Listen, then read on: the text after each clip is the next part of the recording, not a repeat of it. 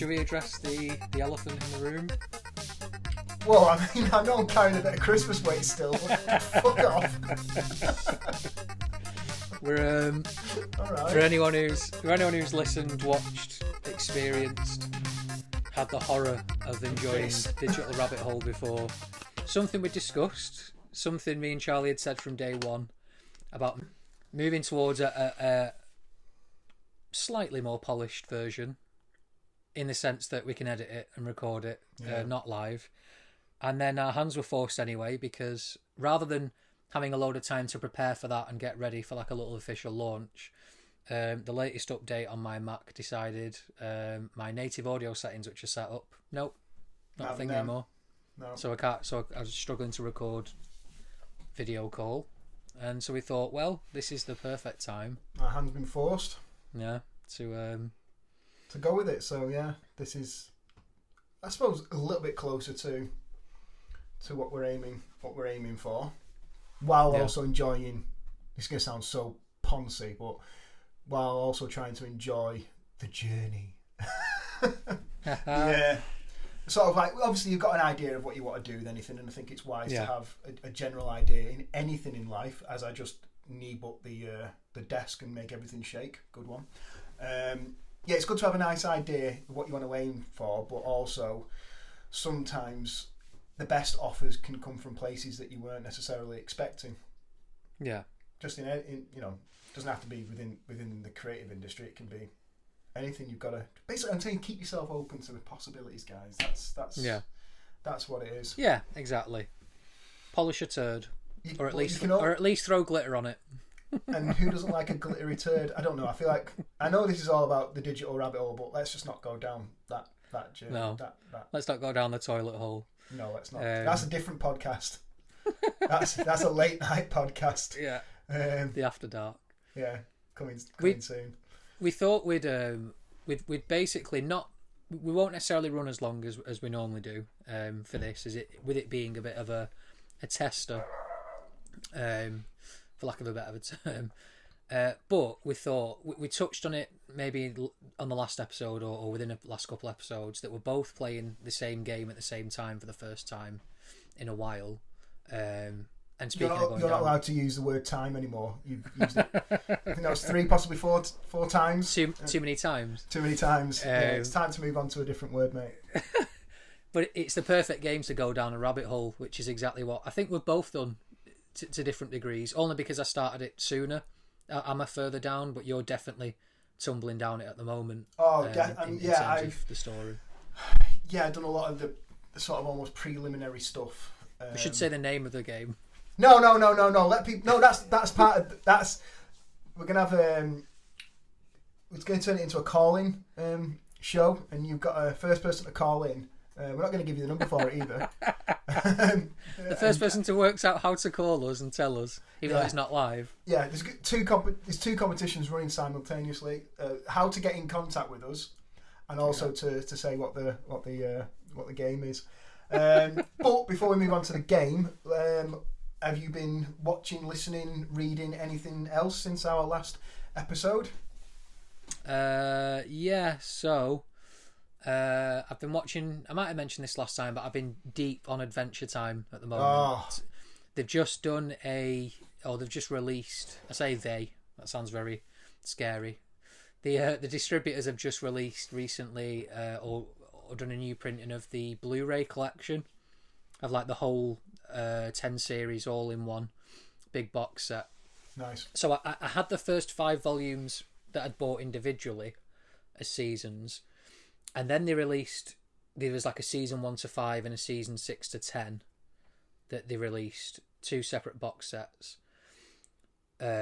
which were both quite expensive and sold out very quick. So then it ended up cheaper for me to buy a copy of the entire run in the new printing rather than buy the 5 seasons individually from the first the first round. So I had the first 5 volumes individually, and rather than buy the 6 to 10 individually, or buy the 6 to 10 box set, which I would have had to buy second hand and pay Lord knows what, I just bought the whole run. Nice. So 2 copies of half of it, which is cool. That's good. Yeah, and I'm enjoying it. It's a good show. Well, from about season, from a good chunk into season 5, I think, is when it starts to play a lot more with the continuity and some of the things that it's hinted at of like the origins of the world of Who and where it's set and everything. It starts to really play with that, with it having a proper story, and a bit of the lore of the universe. So it starts to become like a legit show that you can kind of binge watch at that point, which is cool. Yeah, I've never watched it sort of like in the original release week in week out. I've never watched the whole thing back to back. I've watched the odd episode, which is, you could argue, is the worst way to watch anything. But I really like it, and I think it's, as we all do, it's one of those things that I've put on my list of like, it's definitely on the list to watch. But I've been watching a lot of Gravity Falls, which, nice, yeah. If you squint and kind of tilt your head to the left, it's not a million miles away from Adventure Time in a way. Like, it's penned almost as a kids show, but adults will enjoy lots of elements of it, and there'll be references. There's a lot of references, the kids just will never. Little kids won't understand it. It's not because they're adult themed or anything like that. It's just they're referencing pop culture that, old school retro sort of 80s, stuff. Things from the creators' childhoods, really. But yeah, I think since the last episode, I've probably, with the essence of the show about the digital rabbit hole, I've probably watched and played more of a variety of things since our last episode. So I've touched on a lot of things in a small way than really binging a lot. A very, very strange rabbit hole that I ended up going down, I spoke to you about this before, is a game called Kenshi, which is, I've got like what the official blurb of it is Kenshi is a role-playing video game developed and published by Lo-Fi Games. It focuses on providing a sandbox gameplay, basically giving you the freedom to do whatever you want. Doing whatever you want rather than focus on a linear story. Yeah. And it takes place in a post-apocalyptic, it says sword punk fantasy setting. I've never heard of sword punk. No. But apparently his first album's real good. And so the game itself, it very much aesthetically looks like, if someone has said, "Oh, Kenshi, actually it's set on one of the desert planets on the Outer Rim in Star Wars," and you would look at the aesthetic of the game and go, "Yeah, totally get that, buy into that."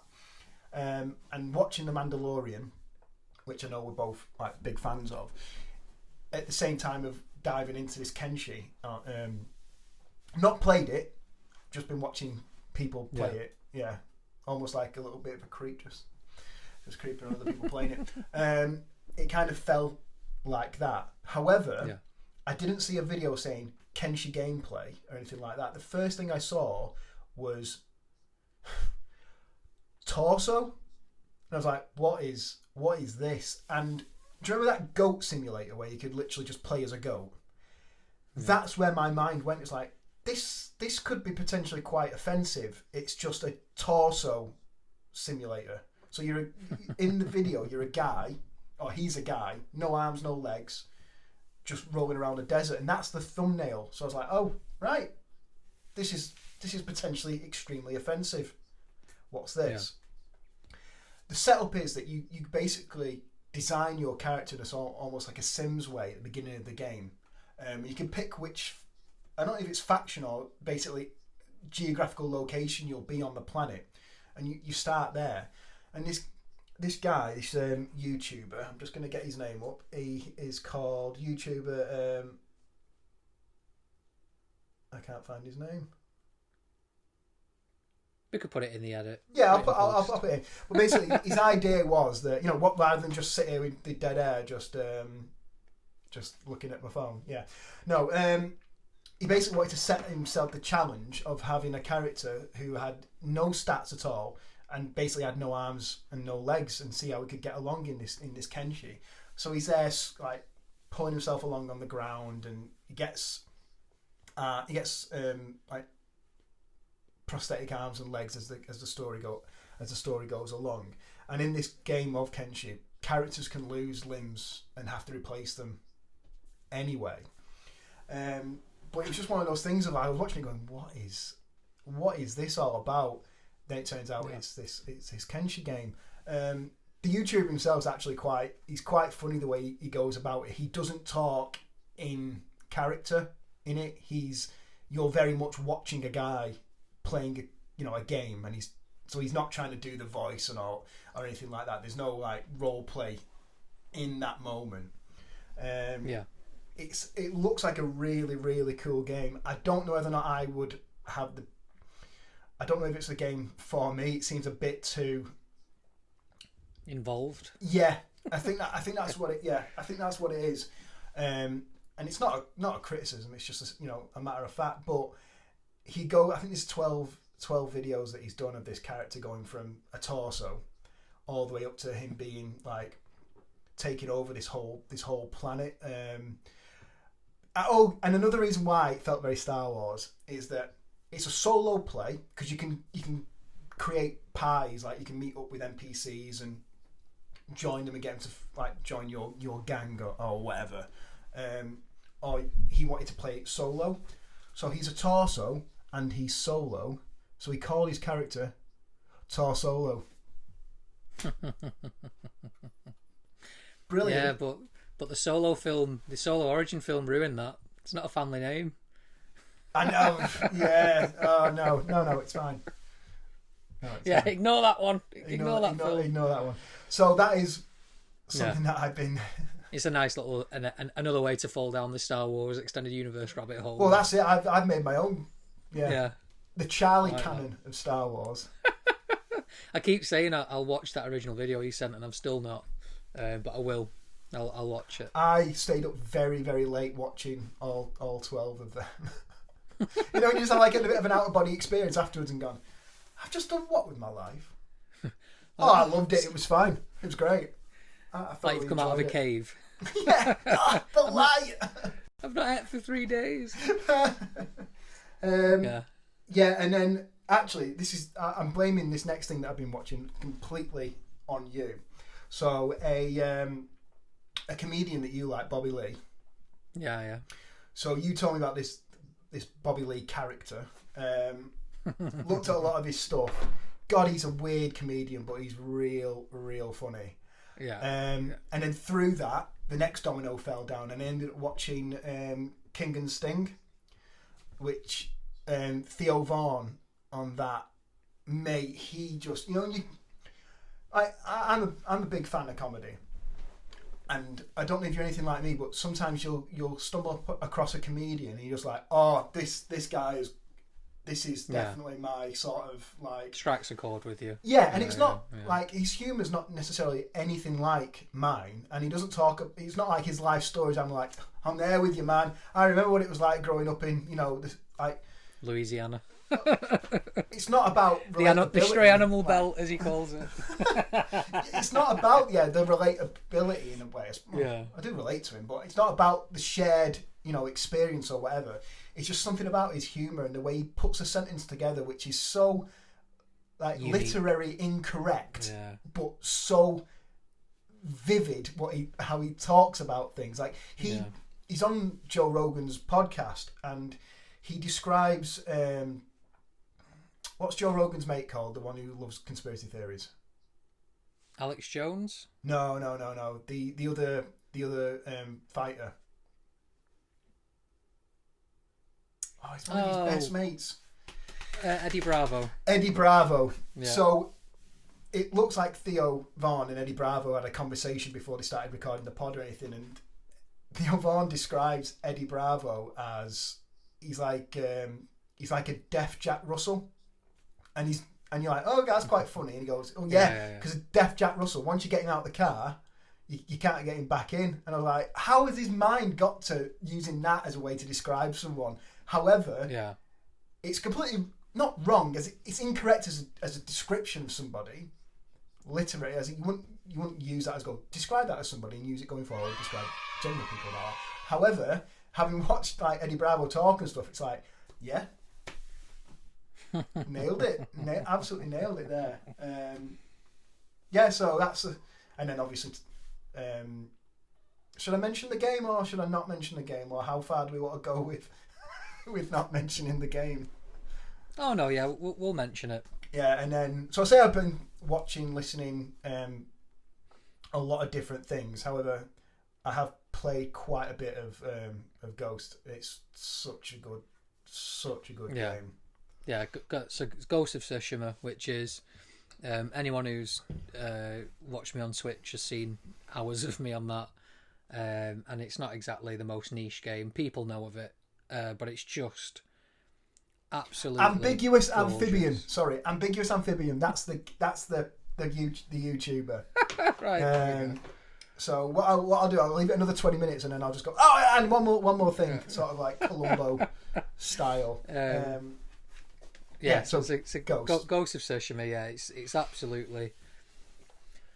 It's again, this is stuff I've said on this podcast before and elsewhere. But cinematic, gorgeous visuals, challenging gameplay, even on easier settings where you can be nailing it, and then a very low level enemy can just get a couple of hits on you and suddenly you're nearly dead.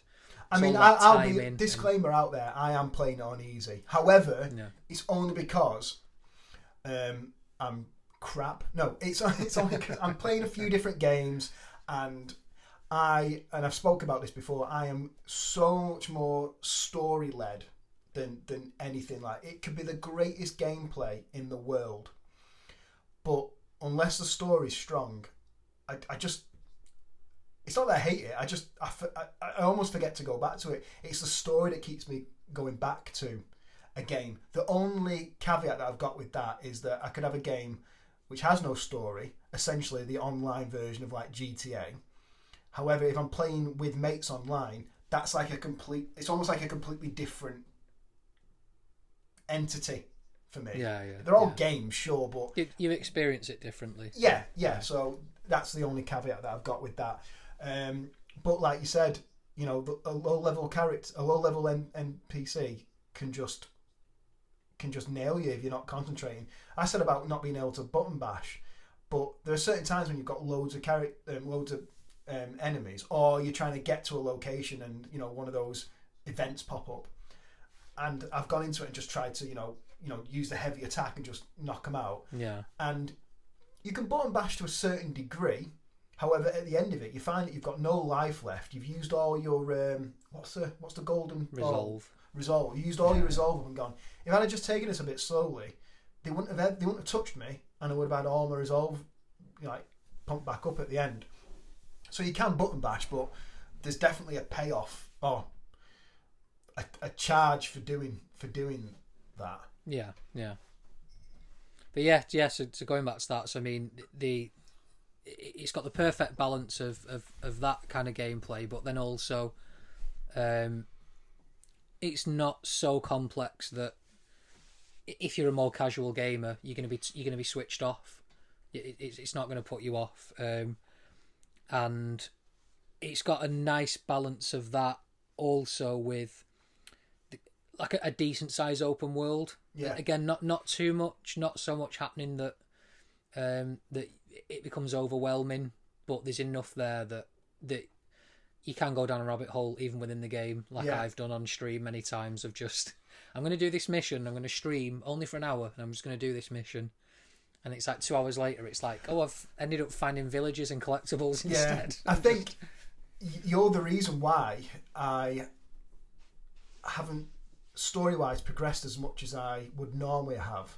However, I think it's a much more enjoyable game because of that. Because you said to me, like with so many of these type games, there's always going to be the main story arc, and then the side missions. And on this, is actually 3 levels of mission, isn't there? There's the you know, there's the Jin's story, the main character. Then there's the tales, and then there's is it myths? I think myths might be the mythic tales or legendary tales. Yeah. So I, under your advice, tried to do as much as I could before completing Act 1. I've still not completed Act 1 yet, but doing all those side missions. So it meant when I go into the actual proper mission, it doesn't make it easier. It just makes the skills that my characters learn, I'm just way more proficient at them. And actually, I have skills that I wouldn't have had if I'd just gone in and done the mission. And then the other great thing that you said to me is force yourself to switch the fighting stances mid fight. And I suppose that kind of, you think about the way the actual functionality of the game works, is that you're meant to do that because you don't have to go into a pause title screen to change settings to do that. It's all done in gameplay, which makes me think that the developer has definitely done that in a you don't have to break out of the story or the combat or whatever you're doing. You slow time down a little bit. And if you take too long switching between stances, enemies will attack you mid. They just hit you. I tested that. So as much as I was like being lazy, going, oh no, I'll just stay in stone, which is one of the fighting stances, which is sword, best against sword. I was like, I'll just stay in that because it's like a best all-rounder. It's really not. You do need to flick between, and actually I think it's way more enjoyable to actually switch between those fighting stances. I just opened up the last one, actually, you know, the one to go against like the brutes or the tanks or whatever it is. Well, yeah, it's a good game. I've actually been switching outfits as well while roaming around. So I've been in like the traveller stuff to open up more of the map, and then when I get into battle, switching into the armour. But I've just got the Ronin outfit as well. Oh, it's cool. That's one where I was tempted to upgrade it, just because I love how it looks and I like the idea of walking around in that. But so I've done a similar thing. So Traveller's Armour was the first one I fully did because it also has if there's a collectible in the area, the controller vibrates. So I've been using that to get the majority of the collectibles so far. I'm still missing a couple, I think, from the first island. But then when I went into Act 2, because basically the level of difficulty of enemies jumps up significantly, and it's a little bit of a spoiler, so I won't say why. In general they do, but there's also a very specific reason that certain enemies become way more difficult as well. So I went straight to the quest where you unlock your family clan armor, because I thought, I'm actually going to need a combat specific one that I focus on now. That same armor lets you have more attacks in that showdown mode when you challenge a group of enemies. So whilst I've been trophy hunting, I've also kind of combined that with, so there's a trophy for like kill the maximum number of enemies in showdown, and for ages I was like, I've done it. I do it every time. I mean, I don't do it every time.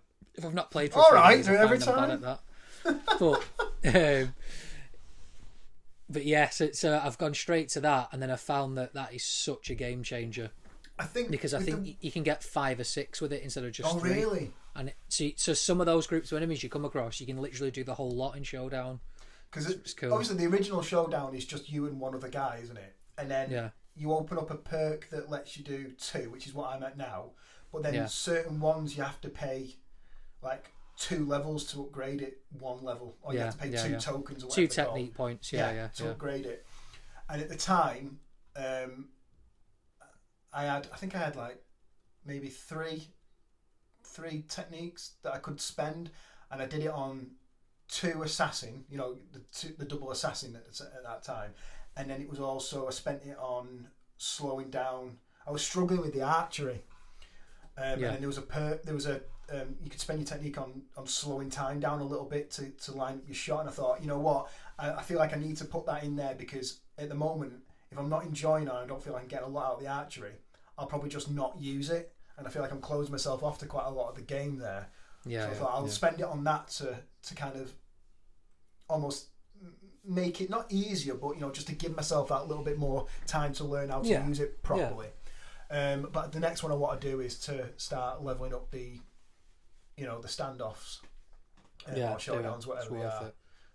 Because you get so much resolve back for it as well, so it helps in the general the next wave of combat. Because if you're going into a base, like if you go to one of the enemy bases or strongholds where if you approach it stealthily, and it'll tell you it'll tell you like there's bonuses. You can get bonus legend or points, XP for doing certain things. As long as it doesn't contradict those things, I've started to just go into showdown mode straight away and just end up fighting like 30 people. But it's like if you get through 5 or 6 rooms with the showdown, your resolve's full, so then you can start doing your ghost techniques and stuff. And there's loads of things. Yeah, it's that but all that is basically why I was saying about do the side stuff, because I you definitely unlock think so much. It's great. Yeah, it's a lot more enjoyable of a game, I think. And I think if you, because I remember years ago when I was playing Final Fantasy VII, talking like a long time ago now, showing his age. Showing my age. Yeah. When I was playing Final Fantasy One, Final Fantasy VII, and to a lesser degree Final Fantasy VIII. There's a lot of grinding that you've got to do.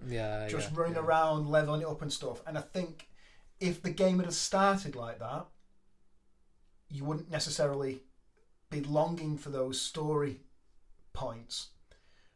But because they seemed on Final Fantasy, because it was story, intense, sort of world-changing events, and then it was lots and lots of grinding. Yeah. The sort of the curve was so massive that the grinding felt almost more labour intensive. And I think the difference with Ghost is, under your advice, is that I didn't get into loads and loads of story going on, so doing the sort of minimal grinding that you have to do felt a lot easier, because that's in this game at that moment that's what I was used to, so it didn't feel like it was hard work. It was actually, it was quite enjoyable, because almost like I didn't know what I didn't know. In a way. I get you. But then it did make. I spoke to you last night about it. You open up the first bottom part of the map initially, and what I do really like about it as well is that even though it's open world, there's certain parts that you can't do because you're just completely underpowered for. You just don't have the skills to be able to do it. And there's a base, a Mongol base right at the bottom. And you go near there, and you just get absolutely obliterated with like a absolute rain of arrows come down and get you. And I was thinking, I'm just really underpowered. I can't do it yet. Went back, got killed again. It ends up you actually go there. It's like you go there twice in very quick succession. One without. I'm trying to describe it and talk about. It's not a huge spoiler. It's only like a basically you've got to go to bases and kill people. That's if you think that's a spoiler for the game. Anyway, you go there twice. One is a stealth mission essentially, and the second one is you can do it as a stealth mission, but it's essentially a takedown of a base. And having leveled up those extra skills, the array of stuff that I could do when I was taking down that base, I had certain standoffs. I did ghost techniques. I did assassinations. I was sneaking around, very Tenchu stealth assassin, rooftops, jumping from top to top, going in through the window at the top, securing the prisoner that I had to find, then taking out all the guards afterwards rather than the other way around. And then so it was the complete juxtaposition of like stealth assassin, no one saw me, no one knows I'm here, sneaky, to like a full on, battle with like 7 or 8 of the different characters, and it was a good game up until then, and I was like, I'm in love with this. This is just really, really cool. It felt like things like that for me, and especially with the level of sort of coding and how good the game looks, the merging between film and game of just, but you're in control. Like it was, it was a really, really cool experience. I found out this week, so I know there's like a Kurosawa mode which I've not played in yet, but it's basically black and white, grainy, and it's paying homage to the big inspiration for the game. Yeah, I mean that was in the trailers, wasn't it? Like that's how the initial trailer of the game I saw. That's how it looked. Yeah. I don't know whether or not that was like a filter or whatever that they put on. Exactly, and you can play in that filter, so which is something I was tempted to do when I first started streaming it, but I didn't. I wanted to just play the game as it would be played. But what I think I'm going to do is, once I've completed it, got the platinum, because I'm going all in down the rabbit hole on this game with the trophies, I'm going to do a new game plus and stream that. Probably only do like the main story missions, you know, for the sake of not streaming another 20-30 hours of a game.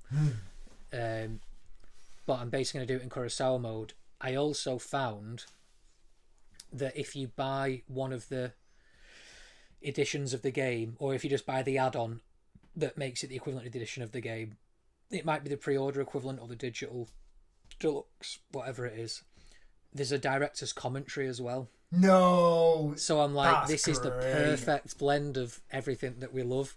It's like so cinematic but such fun gameplay. And to have that in there as well, I mean, you know, that is just great. It's such a nice add-on. But that's so cool. There's certain parts of the game, like, it's funny because I always imagine myself as the main character, and I think that for me, if I can't imagine myself, not necessarily in that world, but if I don't connect with that character and imagine that's me, then I feel like that's a bit of a fail in a game.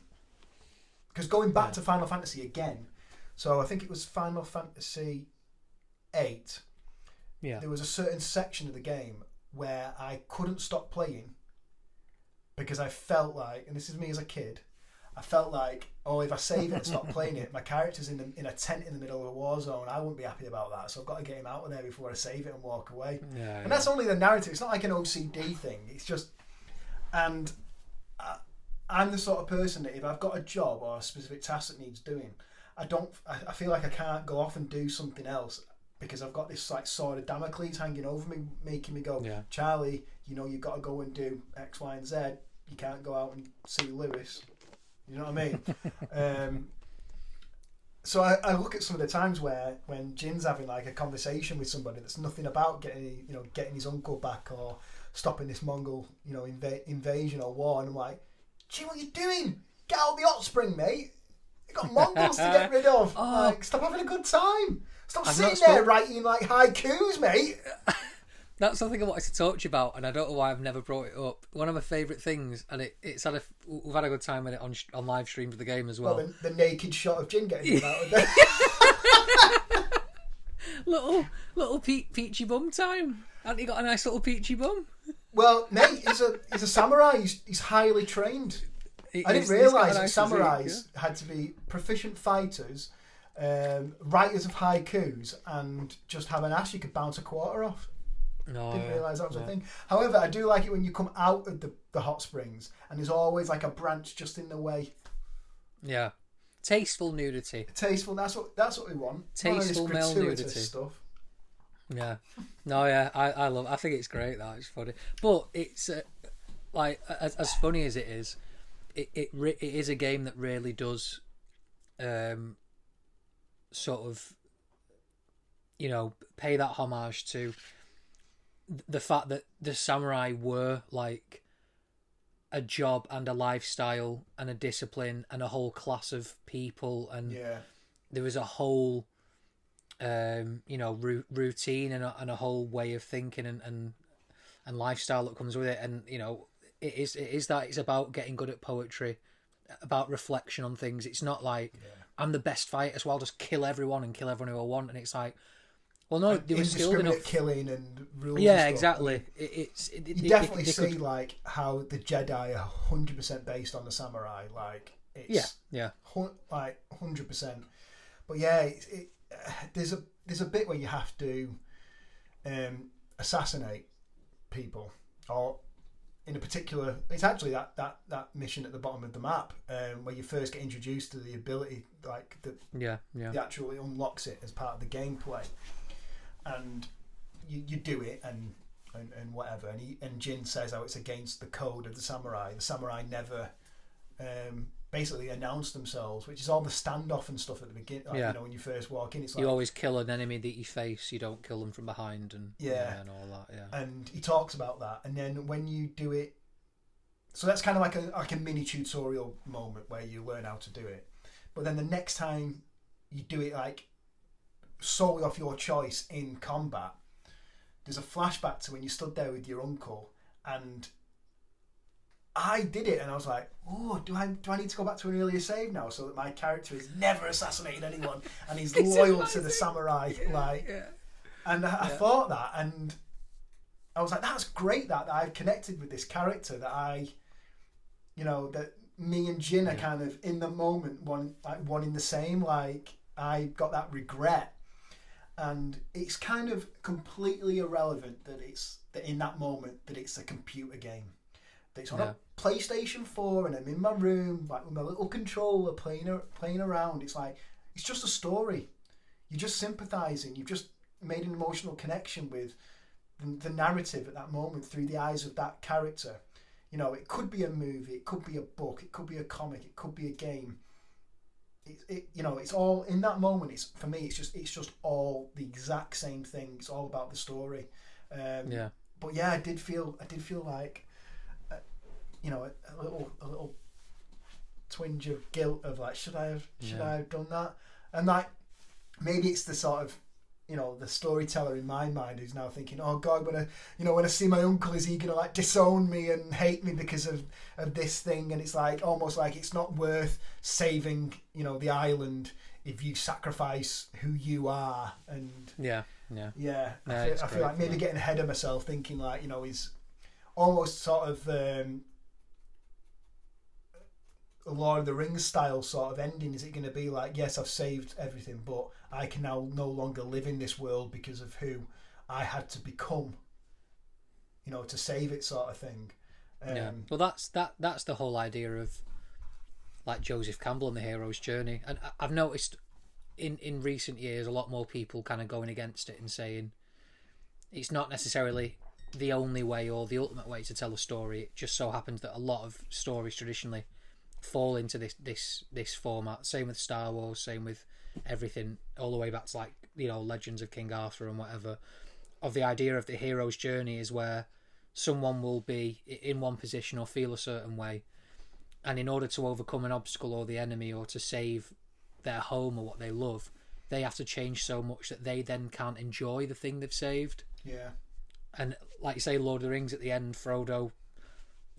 And again, a lot of that is sort of a reflection on war, and when Tolkien came back from the First World War. Huge. It's the idea of you come back and it's like, in some ways that world doesn't even know I've saved it, doesn't even realise the horrors that you've experienced. But in other ways, you almost don't want to enjoy it anymore because that world has evolved on its own, and even if you still love that place or love what it was, you've experienced so much that you almost feel like you're almost corrupting that experience, or you're not able to sit comfortably in it. And now you're the hero, you're the warrior, you're whatever you've become, and you need to go and find peace elsewhere. And if you add PTSD to that as well, like like that stands without sort of like with that. But I think the world that you knew has changed. You've also changed, and that void between the new world and the new you could be massive now that you don't fit together. So you've sacrificed who you are to defend a place that isn't what it was.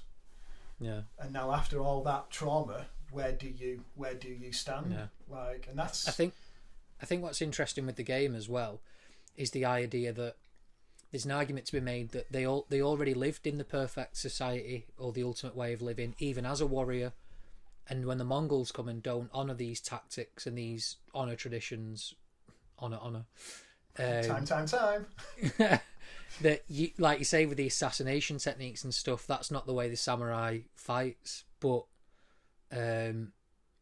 you've got to overcome this enemy. You need to almost become like the enemy. Yeah, I mean, you see it on natural history as well. Like, you've got an apex predator in an environment that have evolved, over millions of years, thousands of years, and all that, to a point where they have absolutely no defensive skills whatsoever because they don't need them.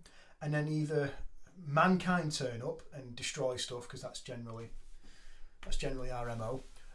Or for whatever reason, again, probably because of mankind, we introduce another predator into that area, and regardless of its offensive skills, it's got no defense at all, and it just gets completely obliterated because the world that it lived in has now changed, and it hasn't got the ability. It's not got the mindset, like a human has, or the ability to go, I need to change. It just can't, and it just gets completely like wiped out.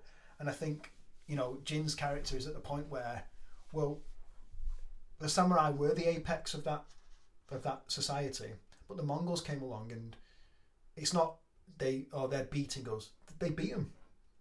It's done and dusted. You know, the Mongols are about changing the island so that they can own it now. They're not bothered about the samurai. They don't en masse don't exist in the game where that we're playing. And as much as Jin, you know, doesn't want to go against his samurai code, he has to, because the samurai code didn't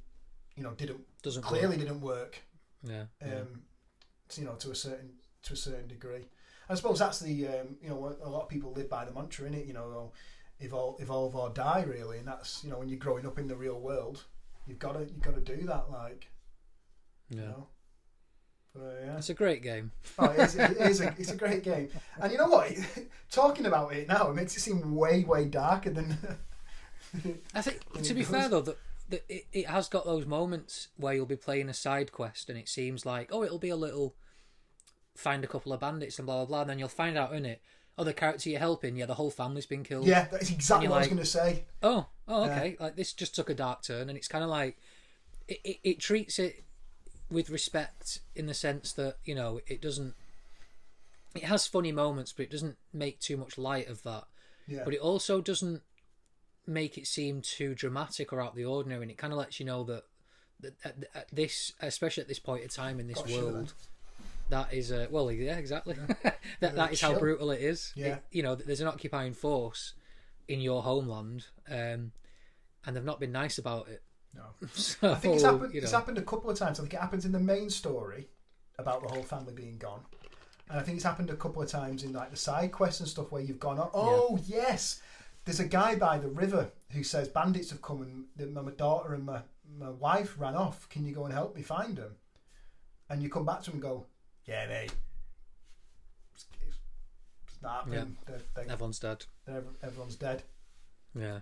Yeah, and I think it doesn't. It is a fine line that the game treads of, like, not trying to trivialize. What word was I trying to say then? Trivialize, yeah. Yes, thank you. Yeah. Death, but also you are kind of in a semi-active war zone. So if you don't focus on that death, there's still a lot of sort of death around you. But I also like the fact that it doesn't paint all the Japanese natives to, you know, like, oh yeah, we don't, you know, we're gonna band it together and help each other and stuff. It's like, nope, some of them are you know, turning. Well, yeah, and helping the bandits. Out, yeah, exactly. Yeah. So some people are not actively helping the Mongols. They're just, you know, looking after themselves and, you know, being selfish. And then others are actively, actually, you know what, helping the Mongols and actually the flip sides of the war. Well, yeah, there's still clan rivalries between, like, your family clan that you're fighting for, your uncle. You find out more as you get further into the game, but basically the other main clans in the island, you know, they're not all mates. Even the ones who have alliances, it's an alliance between two powerful warring families or groups of warlords. So it's like, and once one of them's not as powerful anymore, do you need that alliance? Like, yeah, you know, exactly. Yeah, it's great. Just like, you know, when we used to be in those gangs when we were younger, Lewis. You know, that's how me and Lewis met. We two rival on the gangs. set of West Side Story. Yeah, I was stood there just clicking away, and then Lewis clicked down the road. I was like, yeah. So we had a war council. Me and Lewis were sent as our representatives from each gang, and the rest is bullshit. No. Oh, West Side Story, awful, just awful. It's the antithesis of everything I love. I just find it difficult to connect with, you know, what is meant to be a violent, you know, we could die here, with choreographed dance moves. Yeah. It makes it sound like I hate musicals. I don't hate musicals. I think stuff like Blood Brothers is absolutely amazing, and all those, the way that the songs and the numbers evolve in maturity as the characters grow up. Like kids games, like the song that's, you know, when they're talking about basically cops and robbers and all that sort of stuff, up until like when they get older, really adds to the story. My issue with musicals is when the musical number doesn't give anything away, or it's a repeat of what the dialogue was before. Yeah. Or in order for a character to be in a musical number, they have to almost completely change the character's, not motives, but who that character is in order for him to do a set piece of dancing. Yeah. And also, what I can't get my head around is, in sometimes, do the other characters know that they're singing at each other, or do they think they're talking? Yeah, I've thought. I mean, it doesn't bother me either way. Like, you know, I like music. Oh, it bothers me. It's not a problem with like dancing. I started off like years ago being like a dancer, but that's a story for another episode. So it's not the actual them dancing or them singing or whatever. It's just I'm sat there going, like, if Lewis came in here and started doing a song, am I meant to just like join in? When did all those band of thieves get together and rehearse these dance moves, or pick what part of the song we're all singing, or are they not doing that? Yeah. And then actually, in Frozen 2, yes, I'm a Disney fan. There's a bit where Elsa sees herself in the past singing one of the songs, and she cringes. So I'm like, well, she knows she's singing then. So she knows that she's singing. She knows that everyone's singing. So imagine being a foreign tourist who comes to this town that they all live at, and suddenly everyone in the town's doing this dance. You'd be like, Jesus Christ, I'm not moving here. I'm not time for all these rehearsals. Speaking of Disney and musicals that I actually do like, is it called Enchanted with Amy Adams? Oh yeah, when they come to the real world. Yeah, and in the park, I like she starts singing, and people. Well, I was, rather than the James Marsden bit where he gets smashed by bikes, which is hilarious, by the way. That is so funny. When Amy Adams starts singing, and then people start joining in, I love that. I can't remember his name, but I think he's Patrick Dempsey's character in that. Starts going, why are you singing? Why how do they know the song? Like, and it's. I was like, this is great writing. This is because it's good enough as a musical and as a traditional Disney princess film story, whatever, that it works for that. But just those little bits of, oh, this is the foil, this is the straight man, this is he's us going. What exactly what you were just saying? How does everyone know the song? Why are you singing? Like, it's great. It's good that it came out when it did, but I kind of feel like, because obviously there's always got to be those first, tentative steps into like, asking those questions that we all kind of go, oh yeah, how did they learn all those? But I kind of feel like now with the, with things like Frozen and Frozen 2 and stuff, and I think more people, older people, are still seeing musicals more often. Maybe I'm making complete generalizations there, but I kind of feel like that film coming out now would have been better received, or it would have done better, and maybe they could have actually pushed it further with the jokes. I think it did well, to be fair. I don't think it did bad. Talking about it. I remember it was on telly a couple of Christmases ago, maybe, and my dad saw it. And my dad is, he's Manchester born and bred. He's an electrician, retired electrician. He's not, I was going to say, calls a spade, but he's got 3 kids. I'm one of them. That's kind of how parenting works, I guess. Got 2 younger sisters. They did singing, dancing, acting, same that I did. And so he's not necessarily done it himself, but he's been part of that world. And when he saw the film, he completely got it, and thought it was hilarious. Like, I think in that moment, my dad was the Patrick Dempsey character, going like, what? Yeah. But I think he's always been the Patrick Dempsey character, sat in the audience watching his kids on stage going, who, like, when, what is, do they know? Maybe we should do a whole episode on Enchanted. I love that film. Basically, it turns out my dad is Patrick Dempsey. Can you imagine that? Oh, Jesus! You didn't get the family genes, did you? I'm sorry, but come on. I'd take 10% of that genetic line. So, Ghost. What a dick. So back to Peachy Samurai bum cheeks. Yeah. Yeah. That's definitely going to be my online character. He's a great... Peachy bum cheek, Peachy Samurai cheek. We'll get there. Get in touch. Let us know. Give us your names. Yeah, you've played the online, haven't you? With a friend of ours. I've done the training missions, but you did say to me, like, play a bit more of the game first before you decide which one you want to be, because you have to choose one of the 4 sort of. You choose from 4 classes, and once you do, you're locked into that for the equivalent of I think it's level 8. You get to choose a second class. Yeah. And essentially it drills down one main aspect of Jin's combat or abilities. It'll basically specialises that in that character and gives you a little boost. Yeah.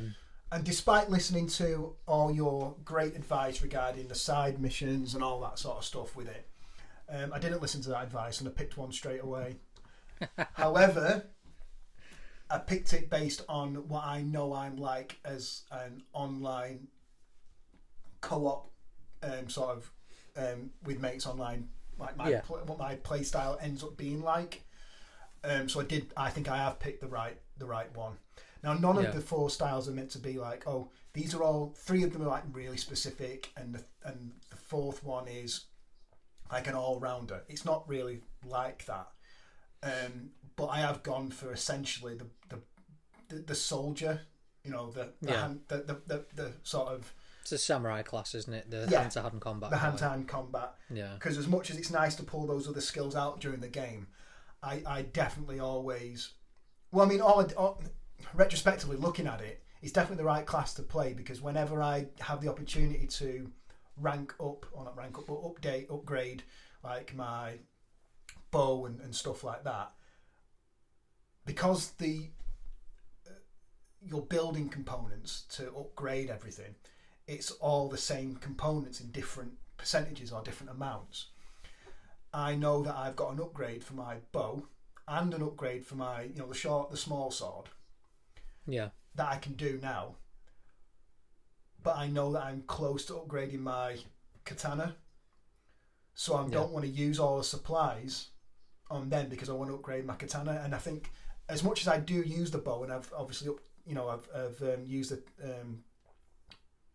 ability to slow down time so I can get that practicing a little bit more, I'm definitely leaning way more towards a sort of hand-to-hand combat with the katana. And my online character, luckily, half based on past plays, I've picked the character that will go with. Yeah.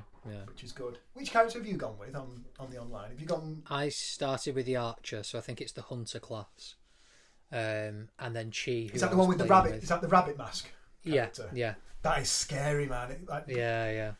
Donnie Darko-esque. Cool. Yeah.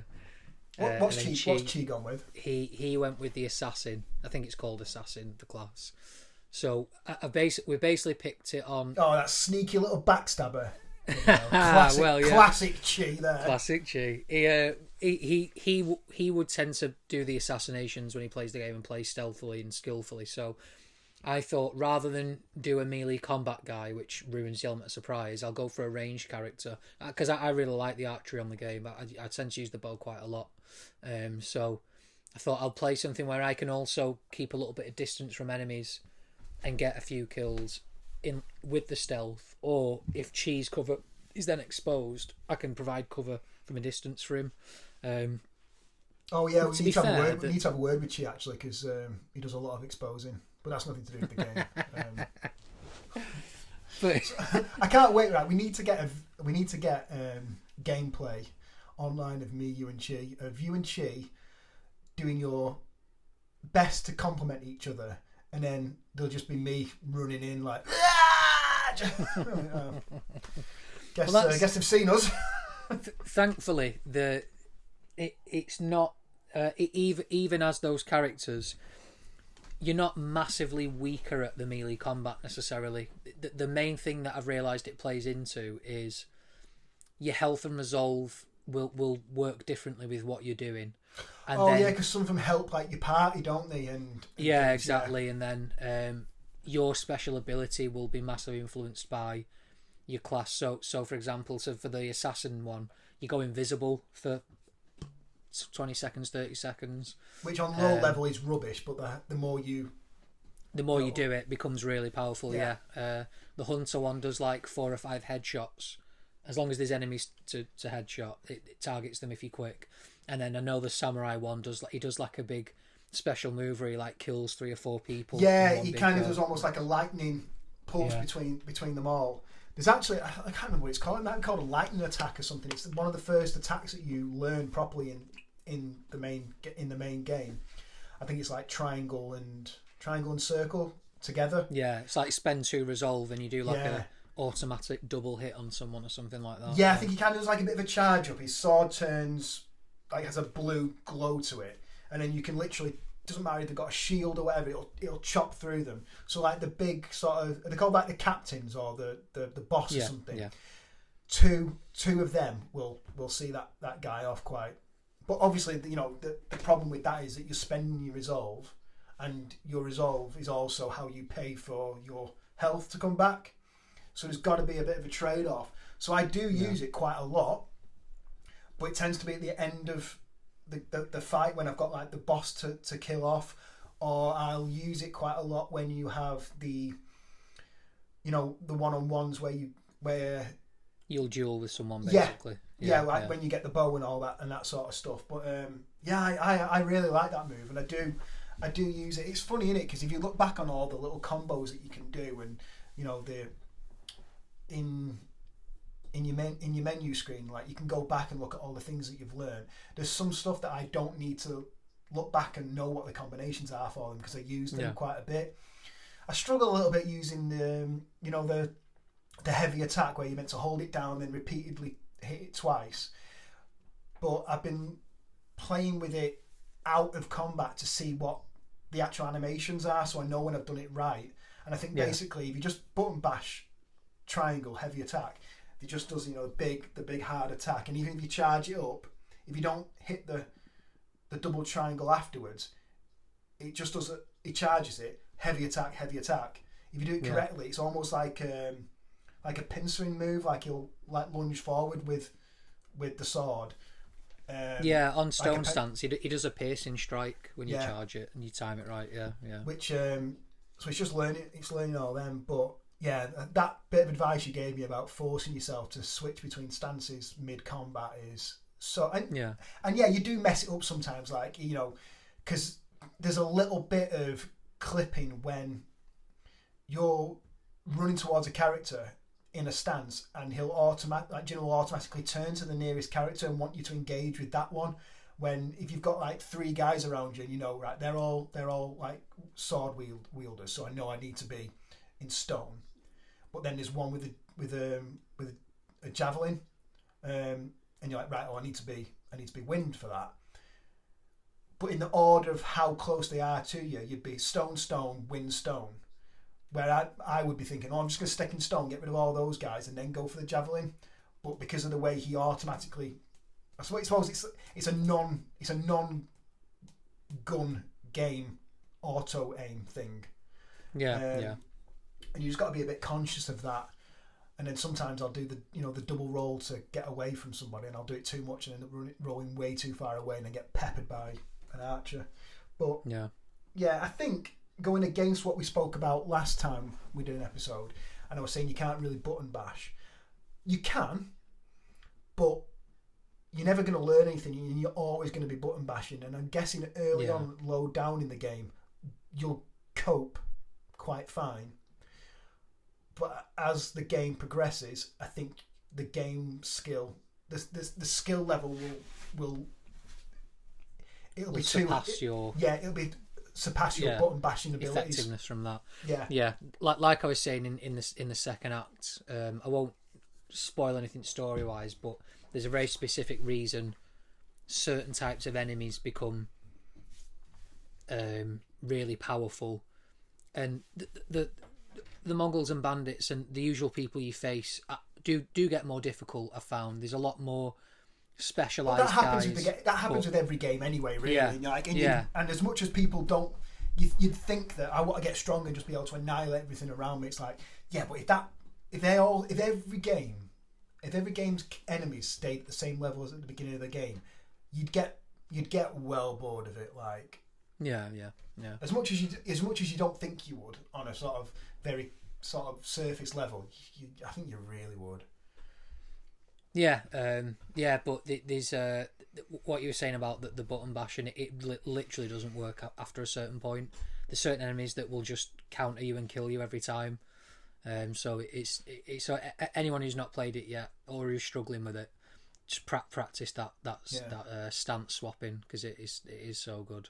Yeah, and there's the ability to do that, isn't there? I mean, you don't have to go back to an earlier save or to an earlier checkpoint or anything. Just go out and go away from the main mission and just bump into some random encounters and test it out and stuff like that. And it's definitely doable. One thing I would say, if you're going to focus on one stance to upgrade, I do think the stone stance is the best one, because the enemy type that you'll come across the most will be just single sword wielding enemies or double sword wielding enemies. Or in a group of people, there'll be more of them. There'll be 3 or 4 of them, and then there might be 1 or 2 specialised ones. So I'd say if you're going to focus on a stance to be upgraded, I personally think that's the best one to focus on, because I've not actually upgraded those stances much. I'm only 2 levels into each one out of maybe 5 or 6. Oh, I'm about 3 on mine. Yeah, because I've been focusing more on the actual skills and abilities. So your throwables, your assassinations, your showdowns. Because the throwable ones is definitely where I'm lacking now. Yeah, and it takes a bit of practice to get good at using them. Because honestly, same thing I was going to say, I forgot earlier with the lightning strike move. I unlocked that pretty much day 1 of playing it. It's one of the early side missions if you do it, and I never started using it until with this new level of difficulty that I'm in at the moment with certain enemies. I was like, I'm struggling to hit them, never mind break their guard and stance, because they'll dodge and they'll move and they'll counter. It's like, I've got a move there which will just cut right through them, and it won't necessarily kill them, but I'll break them and stagger them. Yeah. So I've started using it a lot more now. A lot of the enemies, they have moves that you can't counter. Yeah. Like, you know, you can pretty much dodge at the place I'm at the moment. If you do it correctly, you can dodge anything that comes your way. Yeah. But you can't parry. You can't defend against anything that's dodgeable. You can't parry against. You can't defend against.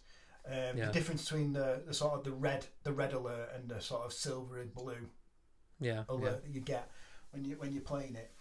So if the enemies have things that you can't defend against, it only kind of makes sense from a games mechanic sort of point of view that you would have something that they can't defend against. And just like your lightning strike doesn't necessarily kill them if they're a high level enemy, their attack that you can't defend against doesn't necessarily kill you. Yeah. But when I went to that mission at the bottom of the map, the Mongol stronghold, they've basically fortified this whole town, haven't they, into a military base.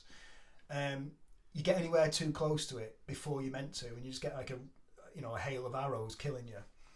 So I thought I'd not leveled up, and I was like, oh, you know what? If I get in here and kill everything, it's going to be a real slog. But I bet I come out like super hard afterwards. So I'm getting in here. So it's built on the at the back of a cliff, isn't it, on the beach? Yeah. So one side of it is fortified just by. Is it Azamo Bay? It's the fishing village, isn't it? Yeah. Oh yeah, because when you get in there, they're talking about like forcing people to make nets and stuff and all this sort of stuff. So one side's a cliff face that you can't scale down, and the other side is the wall that they've made. So it's really tough to get in, and I managed to perch myself on a part of the cliff and take out 2 of the archers that are guarding one of the gates. So I was like, right, it's the archers that are killing me. Yeah. I can get in now. It turns out it's not the archers that are killing me. It's the arrows. And if you're not meant to get into an area, it doesn't matter if you've killed the person. The arrows are still coming from nowhere. So I got there. There's no one around, and suddenly it's like, right, I'm dead. Again, it's like, right. Yeah. So at that point, it's like, well, I don't need to try and get in here now because I know that it's not my skill level that's stopping me. It's the progression in the game. Yeah. So then I moved it like away from it. It does have a little pop up as well, which you might have missed because it's only like small at the bottom of the screen. But when you go to those areas, because there's a couple in the first part of the game, it literally pops up and says like you've not got the required skill or ability it did pop to get up, in. but I thought that was like a taunt. It was like talking to specifically me, and I was like, I haven't got the skill. I'll fucking show you. So I did exactly what you just mentioned. I went round with the bow and killed all the archers that I could see, but I could still hear enemies inside. Yeah. You could still hear archers, and I've noticed sometimes enemies will come out of the fort and chase you. Oh, really? So there's certain bits they'll come over it, and there'll be like 5 or 6 or 7 all brutes with like the massive. And at that point, I didn't have the ability to parry half of the attacks. Never mind the powerful stuff. So I was like, oh yeah, I'm definitely not meant to go in here. Yeah. Well, that's it. Maybe it's the stubbornness in me, and I was like, I am getting in there. You're not stopping me. And then do you reckon you'll go for the platinum on this trophy hunt for it? It's not a massively difficult one. It just takes the time into the side quests and stuff and a few of the abilities. I'm not sure, because as much as I'd love getting trinkets in real life and little awards for doing, the most mundane tasks, like Mrs. came home the other day, unloaded and loaded the dishwasher, went out my way to tell her. It's like, why? If you're in the house, it's your job. Just, you know what I mean? Like, I'm putting my feet up, babe. I'll cook that. I've emptied the dishwasher and loaded it. Done for the day. Done the bare minimum. Like, but I do like receiving the trophies, and if it's for me in a game, if it's just trophy for trophy's sake, I'm not really that bothered.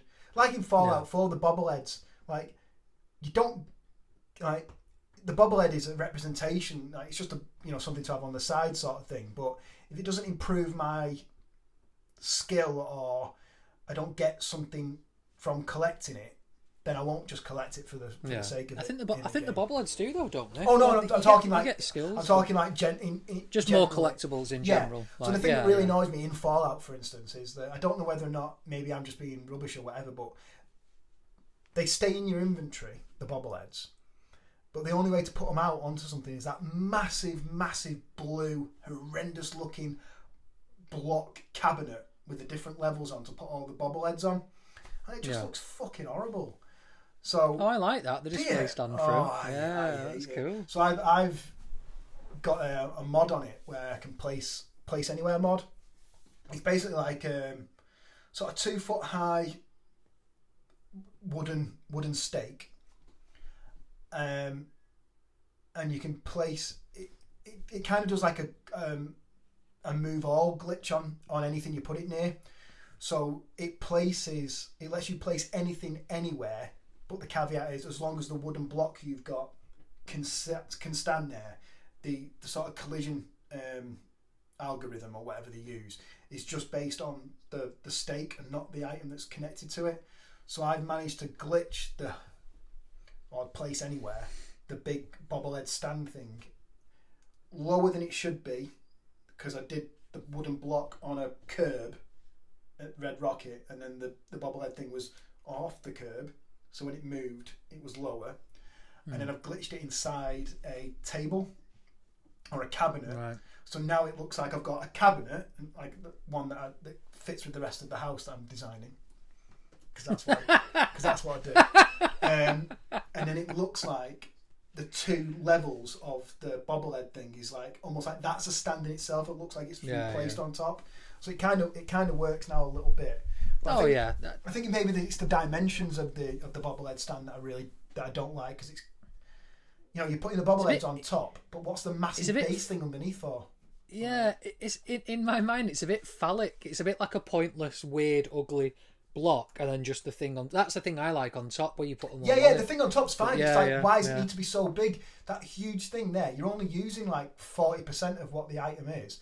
I have seen online though that when people have like done, when they've built their own and not modded it and stuff, they've used like just the floating shelves that we have in the real world and they've turned them into bobblehead stands, like, you know, so it looks like it's on the shelf. Like, that looks cool. Yeah. But you won't go for it. You'll do all that, but you won't hunt for a trophy. Yeah, I mean, I said I won't hunt for a trophy unless it gives me something that helps me play the game. But then I'll stay in Red Rocket and put a parquet floor down and a little and floating shelves, a greenhouse on the roof and a little, you know, a bar with the, you know, liquor sign above it.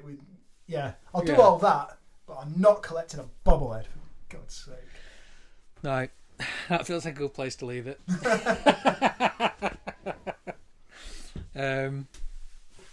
Cool.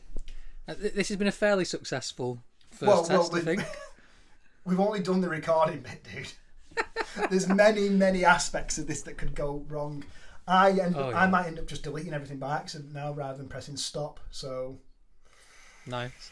My video did stop earlier, which I didn't acknowledge, but it's been going for about the past hour, and we've been recording for just over an hour. So there might be a couple minutes where you'll have to stick an unflattering angled picture of me in. Well, I could just if I put edit in close-ups rather than a two-shot, I'll just put a close-up of me. Actually, we're probably best of a bobblehead, of a non-collecting bobblehead. Oh, there we go. Thumbnail for the episode: Ghost of Tsushima bobblehead, but not a pop vinyl, specifically a Fallout style bobblehead with our head on it. With our head. Oh, that's a.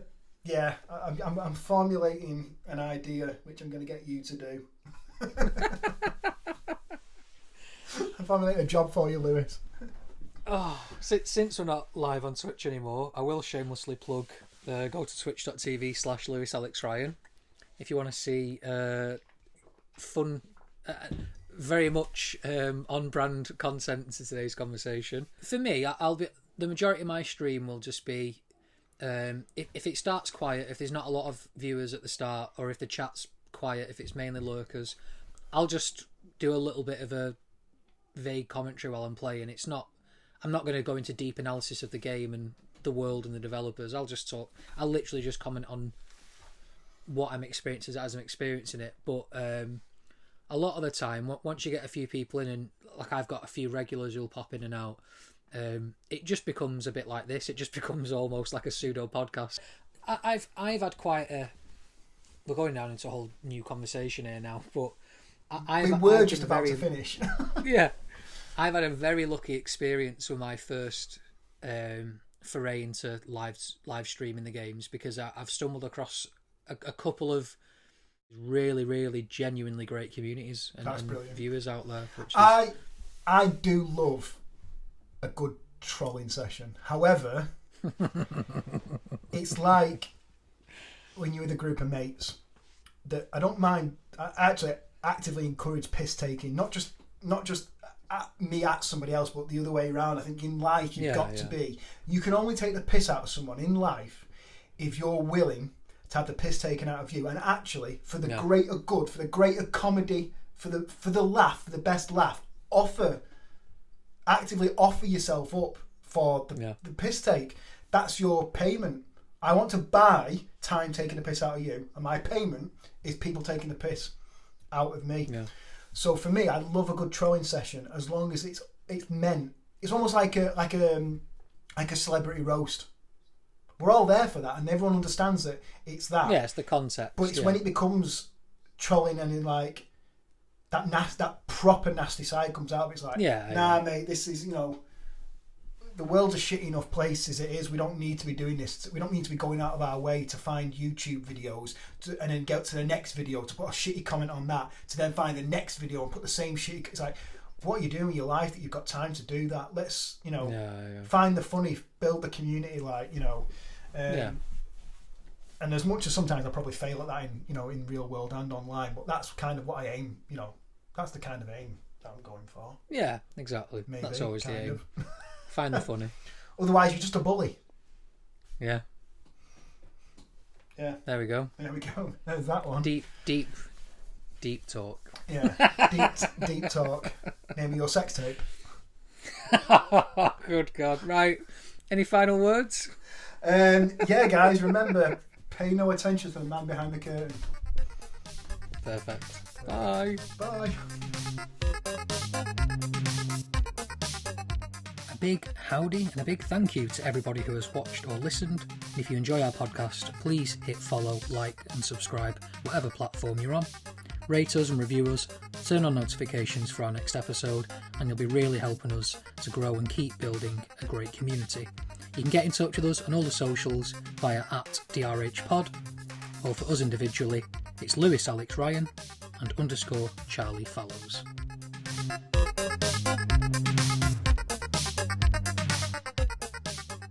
I've not ate for 3 days.